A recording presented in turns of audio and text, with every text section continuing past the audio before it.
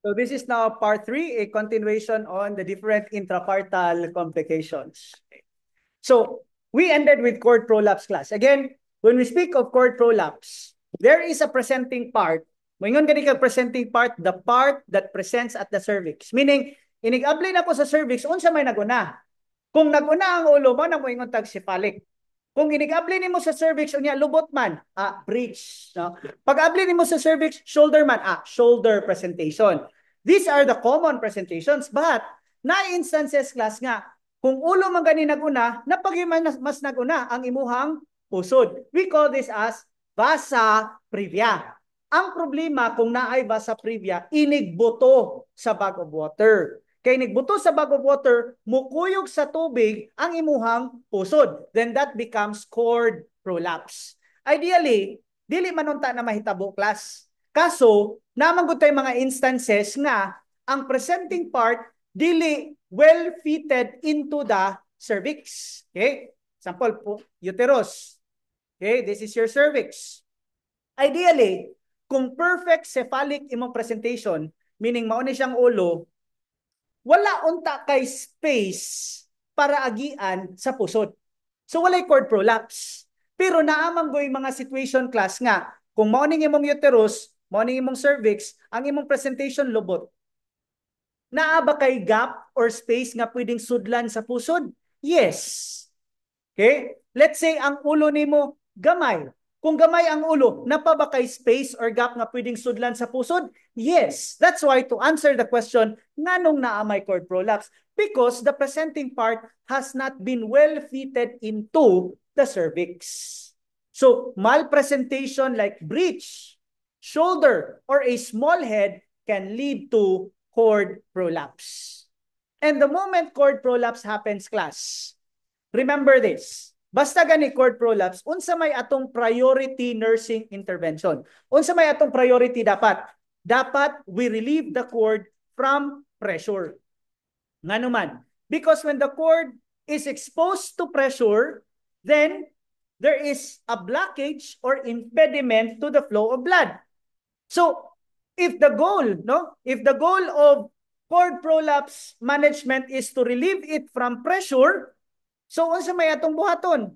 There are two things that we can do. Number one, automatic na, alsaha ang nagdatog sa pusod. Kung naay ulo, naay pusod, unsa imong buhaton? Kamuton, alsahon ang ulo para di lang yun madatugan ang pusod. We call that class as the manual elevation of the presenting part. So you manually elevate the presenting part so that the presenting part will not compress the pusod. Sir, kano sa man na nakubuhaton? Basta makakita ka na cord prolapse, i-elevate, inigdala pa dong sa operating room, nagsige ra jud kag pugong hangtod nga masisaryan section. You know why? Because in cord prolapse, ang only way to deliver the bata is through cesarean section. Dili na pwede ENSBD class. Ngano man, imagine good class, tanawa ning bata. Ug ako ng ENSBD, mangutana ko ninyo, kung akong pagawason sa vagina, ingon ani ang sitwasyon ha? Kana ang sitwasyon. Inigawas sa ulo sa bata, unsa may mahitabo sa pusod? Di ba mo samot og kaipit ang pusod? So dili ta pwede mag-NSBD basta cord prolapse cesareanon. So to relieve the cord from pressure, imong kuoton, asahon to nimong presenting part para di madatugan ang imong pusod. Kuyog ka kutob sa imuhang operating room hangtod nga masisaryan section. Di gina pwede madatugan because the moment madatugan na will only mean that there is impediment of the blood flow from the mother to the baby. That's one. Manual elevation. What else? Pinakasayon class. Number 2 is to do your positioning of the mother. You reposition the mother. How? Either Trendelenburg or your knee chest position. Nga naman, because in a knee chest position or Trendelenburg, ang Trendelenburg mga class, you will position the head lower than the feet. Di ba? Ituwad nimo ba? So inigtuwad nimo, ang weight sa bata mo atras. Di ba?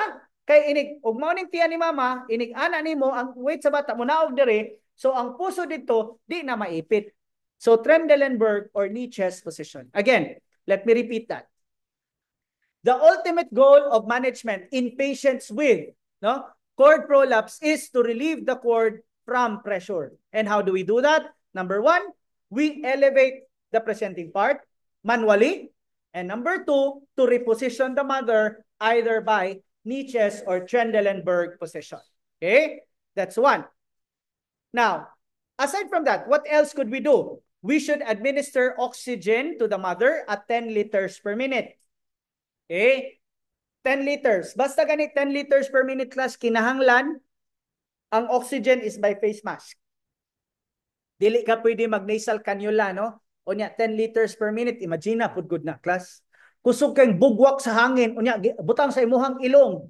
Samot ka di ka ginhawa, ana. So, naka-face mask na siya. Basta 10 liters per minute. Nga namang utmost level of oxygen, pinakataas naman ng 10 class. Nga nung i-high man animo, nga nung high flow oxygen man, because there is impediment of blood flow from the mother to child. Okay? We can also give tocolytics. Nga naman, inigbusok manggod sa matris, maipit ang pusod. Diba? So kung magsigig busok ang matris, magsigig kaipit ang pusod. But if we give tocolytics, we relax the uterus such that dili na pud maipit ang pusod. That's why we give tocolytics.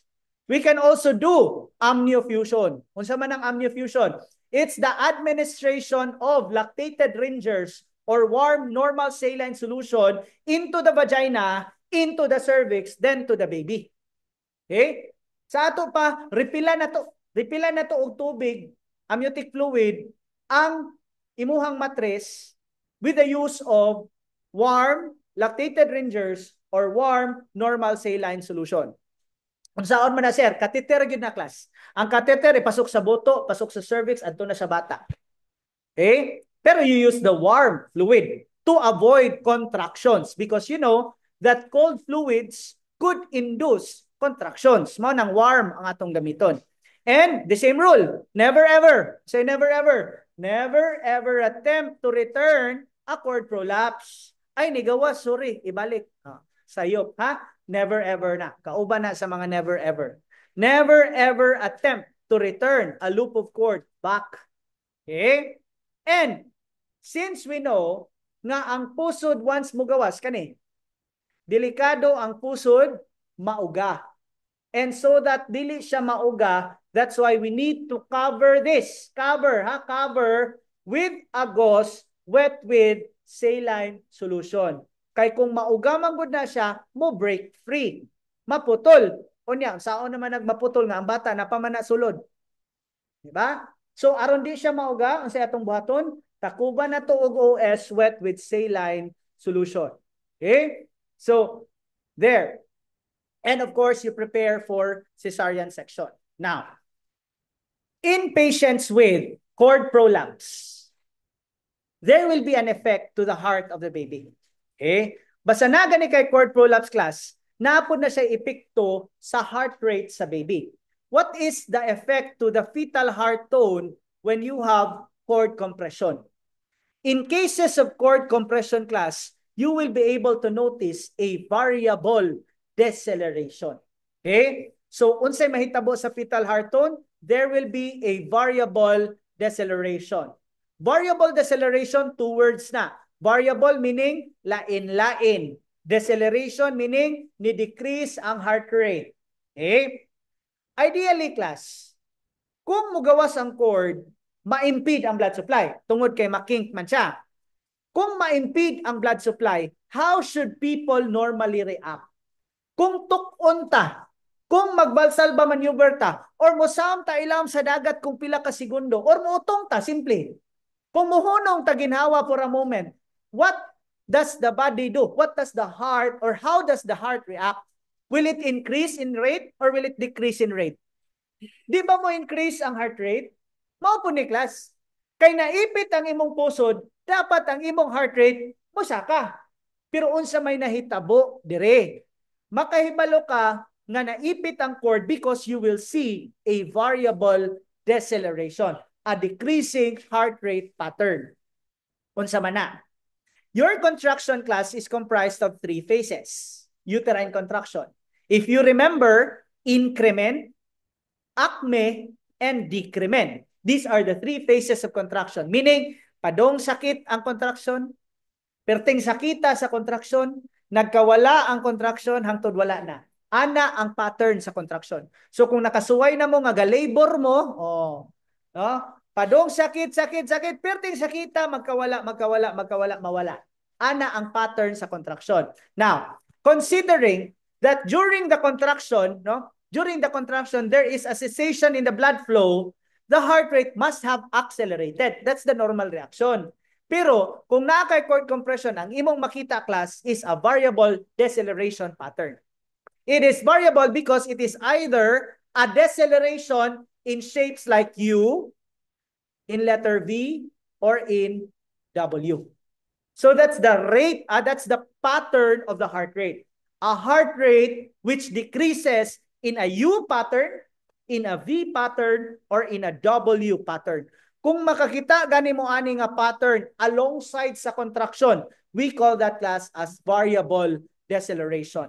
And variable deceleration means there is cord compression.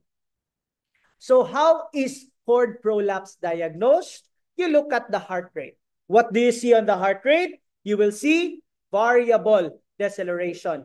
What is deceleration? A decrease in the heart rate. What makes it variable? The patterns are letter U, letter V, and letter W.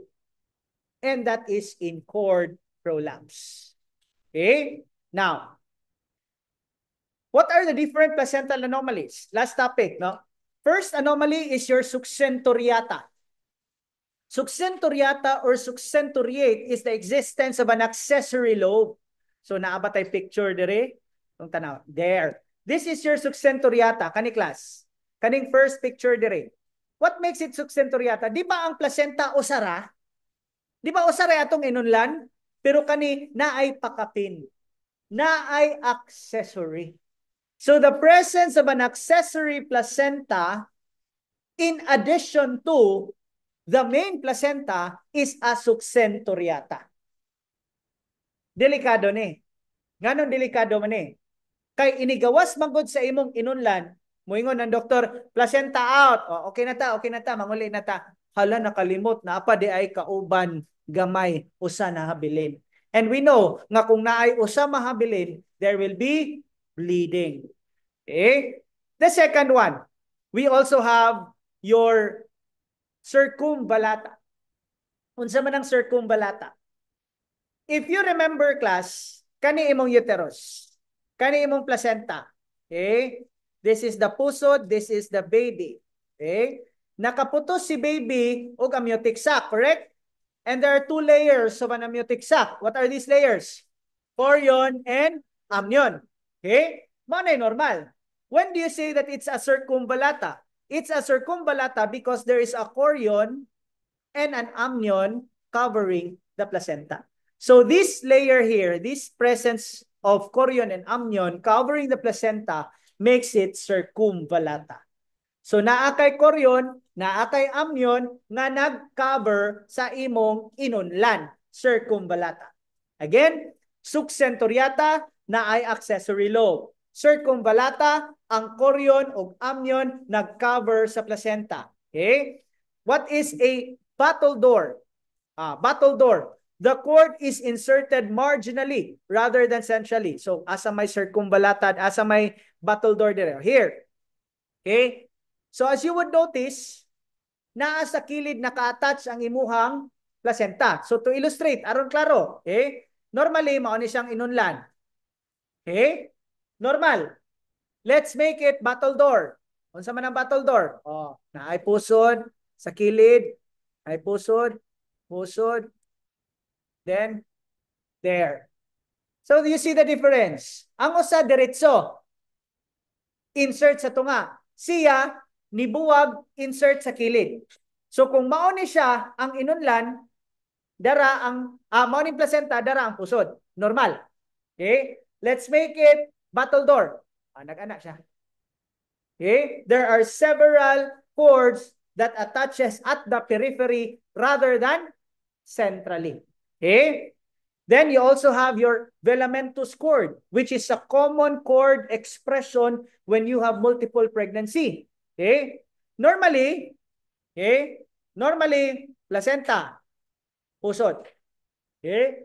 Let's make it into velamentous. Placenta, okay? Gagmay nga ugat before siya nahimong pusod. Okay? So, the pusod, instead of usara, mo insert, ang pusod, nibuwag siya into small capillaries and vessels before nipilit. Okay? So, to see the illustration, I do not know if it's here. Okay? Oh, here. See the last one. See the last one. That's your velamentous cord. Meaning the cord separates into several vessels before it attaches to the center of the placenta. Kaya kung napod siya sa kilid niya, attach out, battle door. Okay? And last class is your accreta. Unsa man ang accreta? Di ba na kay 3 layers of the uterus? 3 layers. You have your endometrium as the innermost lining. The middle layer is your myometrium. And the outer layer is your perimetrium. Normally, naara ka sa endometrium naka-attach. Endometrium, normally. But an accreta, unsa man ang accreta, naa ka sa myometrium ni pilit. Laon kaayo. So imagine na, og ako ng tangtango ng placenta, bungkag imong matris. Laon man kayo. Okay? So ang buhaton ani usually class, dili na lang tangtangon ng placenta. Nya sir, unsaon man ang placenta diya sir? Hatagan og methotrexate because you know methotrexate will kill trophoblastic cells which comprises your placenta. Okay? So class, those are the different intrapartum complications. But no, to culminate our discussions, no, to see our understanding, let's try to answer actual board questions, actual NCLEX questions. No, let's try to answer them. If kaya ba nato, no, ansira, no? Na to, no, kung USRN ba ang atong mga followers, atong mga subscribers? Okay, let's try, no? So, supposing you are taking NCLEX, kay ato mo sa New Jersey, ato mo sa California, ato mo sa Ohio, sa Florida, sa Marianas Island, o asa pa mga dapitas, kalibutan, mga animala mo. So here, let's try, no? Question number 1. Supposing this is your NCLEX question number 1. Pag on ninyo sa inyong computer, ana man na, naka-cubicle man na class. Nang cubicle, na mo answer man nag 75 to 150 questions, no? Na uban 170 questions. Depende. Ang uban inig 75 mopaong na imong computer. Kay balo na to ang computer nga kani ma-nurse ni kani di gid ni ma-nurse kay balo na sa ana. No? Ang uban nga magduda ang computer, kamao ba jud ni siya? Kun ana kog usa ka question B mo na may 76. Ya. Oh, sayop siya di lagi ni ma-nurse. Be, one more question be, 77. Halo nasakto man kana kay ba ka niya kung anak ko sabi, ana na ang computer. So magsige siya og add og question until ma-verify niya that you are a safe and quality entry level nurse. Let's try, no? This is your NCLEX question number 1. And by the way, no, these questions can be found in your MCN, your maternal quick notes of 2025 for nurses, nursing students, and reviewees. Available very, very soon. Huh? So number 1. So ani ang atong presentation, ani nga book good class, no? You would notice nga topic, practice question, actual NCLEX questions, ha? Then at the end of everything, you will be answering 100 multiple choice questions with rationale. So topic, study. Nya, practice kag answer. Nya, next topic, practice kag answer. Inig human nimo tanan, practice na pug kag answer sa 100 questions. These are the contents of this reviewer, which covers concepts from the most basic anatomy of a mother until the development of the baby, until pediatric growth and development, until the different disorders of a pediatric client, up to 12 years old. Okay? And these are intended to prepare nurses for Nursing Board Exam Part 2, which is 100 items of the 500 items board exam. Let's try. A nurse is caring for a client in active labor who is progressing at a cervical dilation rate of 5 cm per hour. Ayay, familiar, no? The client is primigravid, samot. Samot. So, ang cervical dilation, 5 cm, prime gravid. Unsa may masudsad kung huna-huna, unsa man kani siya? Precipitous. Matik, di ba? So, letter A. Unsa ko na imong priority action? Encourage the client to ambulate. Precipitous, palakaw-lakawon, okay ka? Di ba? In fact, kung palakaw-lakawon na nimo, musamot. Di ba? So, bugo ni si A, bugo. Letter B. Prepare for a precipitous delivery. Murag humot. Naman mo, kay pa mo ko ninyo, di man mo pili dayon, may ngono kani pwede. Napa mo check sa kili, di ba? Letter C. Administer oxytocin, okay ra ka? Precipitous niya oxytocin? Unsa man ni? Lumba makapatay pasyente, di ba? Letter D. Place the client in Trendelenburg tuwaron. Trendelenburg ka tuwaron. So unsa may answer na to? Unsa answers taga UC Banilan? Right ninyo si Manila. Section A. Section P. Next. What fetal complication is most associated with precipitous? Unsa na ang mahitabo sa bata kung naa kay precipitous? Sus, bisag wa pay choices. Tagayo si Manila. Moingon pa siguro yung si Manila, sure ka nga fetus ra or gusto kag mother po. Kaya kung fetus ra, atong answer of course is letter B, subdural hemorrhage. Pero kung mother, laceration or abruptio placenta, basic lang NCLEX, no? Marinig question sa NCLEX? During an assessment, the nurse observes the umbilical cord protruding from the vagina. Ang puso ni gawa sa buto. What is your priority intervention? Okay? Letter A, apply a warm, sterile gauze to the cord. Pwede, no? Pwede, karon dili mauga. Okay? Letter B, ibalik. Ibalik ano? Letter C, elevate the fetal presenting part of the cord. Manual elevation. Di ba? Pwede. Letter D, prepare for amniofusion. Pwede. Di ba? Ang pangutana, unsa may priority? Go back. What is the priority? The priority is to relieve the cord from pressure either by positioning the mother or by manually elevating the presenting part. So your answer is letter C. Basic. Kani. Which maternal position is most effective to relieve cord compression during a cord prolapse? A, supine. B, Trendelenburg. C, seams left. Or D, semi-fowlers with a wedge. D. Okay, Trendelenburg. Kung why Trendelenburg, kung sa may itubag? Okay, so, napa mo notes to skillet, i-appeal ang niches to eh. Kani. Which nursing intervention is contraindicated when a prolapsed umbilical cord is visible at the vaginal opening? Okay? Unsay di pwede buhaton? Cover with a wet saline. Pwede dili? Pwede. Elevate the presenting part. Pwede dili? Reposition the woman. Pwede dili? Although wa siya musultig. Unsa no? Pero yun siya nga, i-reposition ang woman. Iuli ang cord. Letter D atong answer. Okay? Very easy. This one. Which of the following statement best explains why cord prolapse is an emergency? Ngano daw nga emergency basta na ay cord prolapse? A. Basta na ay cord prolapse, mubuto ang matris. Yang utok mubuto, no? Pataka lang. Letter B. It leads to hemorrhage. Na by bleeding sa cord prolapse? Naa ba to'y bleeding ang cord prolapse? Huwag man siguro yung nagdugo sa cord prolapse, no? Letter C. It can reduce the flow of blood and oxygen. Pwede, no? Pwede. It increases infection to the mother.